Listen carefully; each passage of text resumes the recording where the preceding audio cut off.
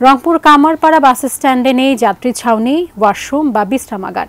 চারিদিকে ময়লা ও ব্যবস্থাপনার মধ্যেই রাখা হচ্ছে বাসগুলো। বাসে উঠতে যাত্রীদের বিড়ম্বনার শেষ নেই।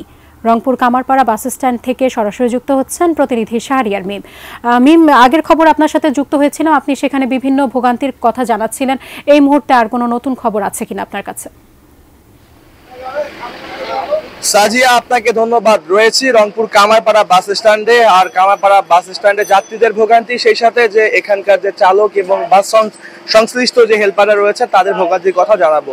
প্রথমে জানিয়ে রাখি যে রংপুর জেলার যে এই কামারপাড়া বাস স্ট্যান্ড একটা অন্যতম বাস স্ট্যান্ড। এখান থেকে বাংলাদেশের সকল বিভাগে কিন্তু বাস চলাচল করে এবং প্রতিদিন এখান থেকে 120 থেকে 30টি বাস চলাচল করে।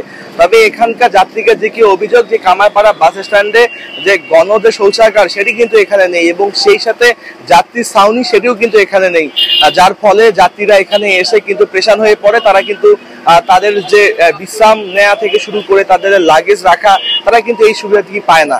অন্যদিকে যারা আসলে এই বাসের যারা চালক এবং হেল্পার, তারা যেটি বলেন যে তাদের কিন্তু বিশ্রামাগার এখানে নেই।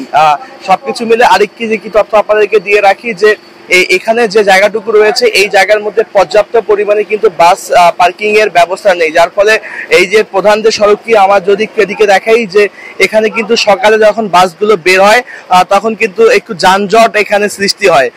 এখন যদিও যানজট নেই, কেননা বাসগুলো চলে গিয়েছে, কিছুক্ষণ পর আরো কিছু বাস ছেড়ে যাবে। তো এই সড়কটিতে সকালবেলা স্কুলগামী এবং বিভিন্ন যে কর্মে যে সকল মানুষরা যায় তারা কিন্তু এখানে যানজটের মধ্যে পড়ে, এই সমস্যাগুলো কিন্তু হয়।